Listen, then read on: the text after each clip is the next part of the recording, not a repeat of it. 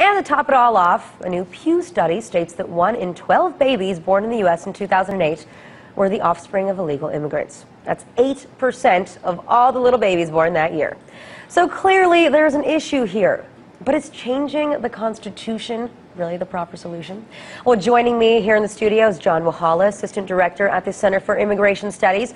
And from our New York studio, we have Michael Wilds, immigration attorney and former federal prosecutor. Gentlemen, thank you both for joining me. John, I'll start with you since you're right here. But I want to know what's going on. I mean, I understand that things are bad right now in the country, that people want immigration reform, but is it so bad that they really want to change the Constitution? They want to repeal an amendment? Well, whenever you look at politicians, you have to assume that the cynical side, they're being disingenuous on elections coming up. This is a very big issue. We know it's a big issue because of the Pew study, and also our own center did a study on 2002 data previously that found 1 in 10 births were to illegal aliens. So that's about that's 10%, and it's anywhere from about 340,000 to 400,000 births. That's a lot of people. Our other Do you think your study's better than the Pew study? No, it was based on different data sets, and it was in the margin. But regardless, whether it's 340,000 or 400, it's a lot. But you don't think the politicians mean it, right? When they're saying it? I mean, Lindsey Graham's coming out and talking about it, and well, we focus on policy. People are getting into it. 49% in this new CNN poll are now supporting it. That's right. And we focus on policy. And our other research says that most of the fiscal costs that's borne by illegal immigration is to the children of illegal immigration, and subsidies like health care, education, food subsidies, things like that. Most of these costs are borne at the state and local level, but the federal government also has in 2004 had about $10 billion deficit because of illegal immigration. That's taxes paid minus services used. So it's a big issue because it affects a lot of people and it's costly. However, I think that politicians can do it for a host of reasons, and maybe they're trying to stir up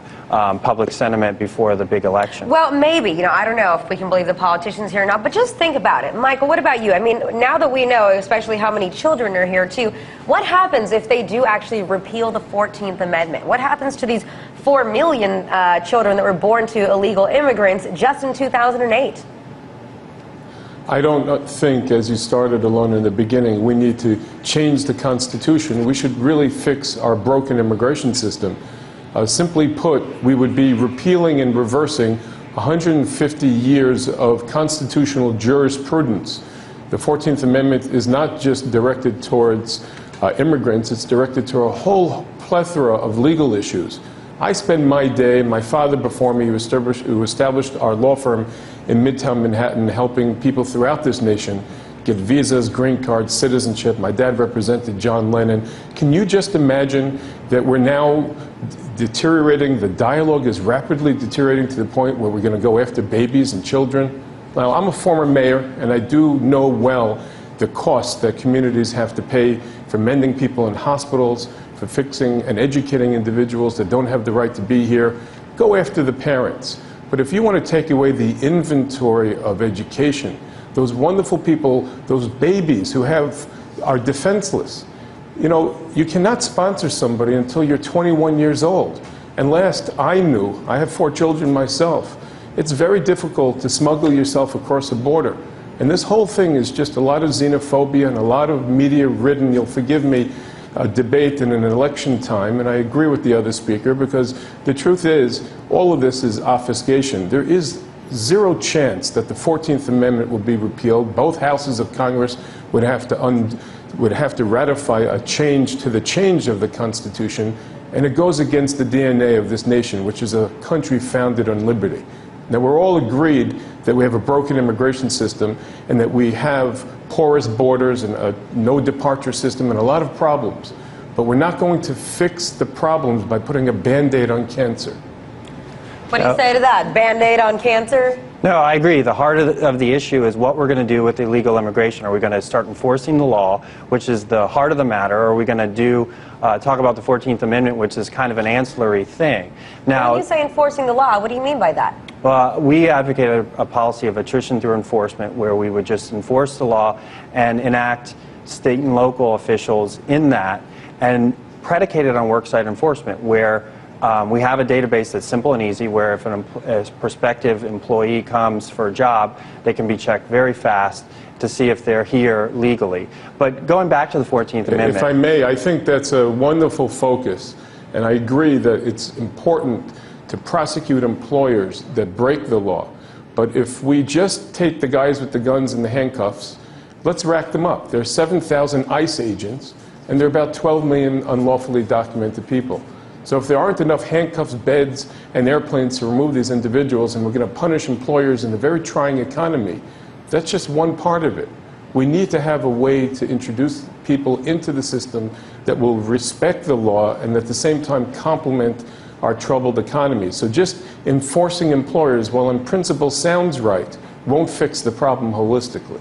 Well, that's my question too. Is so these people, they try to come get a job. The employer checks them out, see that they don't have the proper status. What happens then? Does the employer call the police and they come and round them up, or do they simply send them off to the streets so they, I don't know, can go wandering around hungry looking for another job? The people are still here. They're already on this soil. Absolutely, but we've seen that it works if you say, no, I'm sorry, we can't give you a job. I'm sorry that we can't give you driver's license, for example, jurisdictions. If it makes it harder for them being illegal to conduct their business and conduct their daily lives, we've actually seen that illegals will go home on their own. And we have seen it. I disagree with that. That's not true. Right now, they may be scared because of the debate in Arizona, but they're not going home. Listen, what you're talking about is the I-9 document. Simply put, Alona, any person who starts a job in America, even if you're a U.S. citizen, has to complete that document on the first day of hire, and within 3 days, an employer has the responsibility of looking at the immigration papers of their employees. Effectively, President Reagan shifted the responsibility over to employers.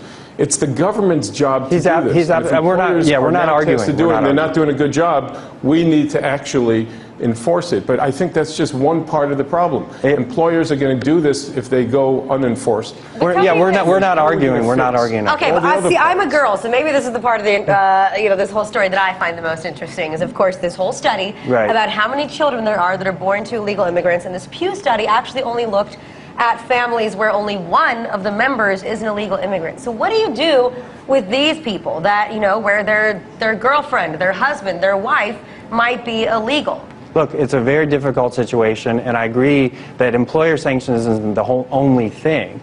But there's a host of things that we can do that we're not doing. And I agree with your other guests. What about the babies and the girlfriends and the wives? Look, I mean, it's very difficult to see.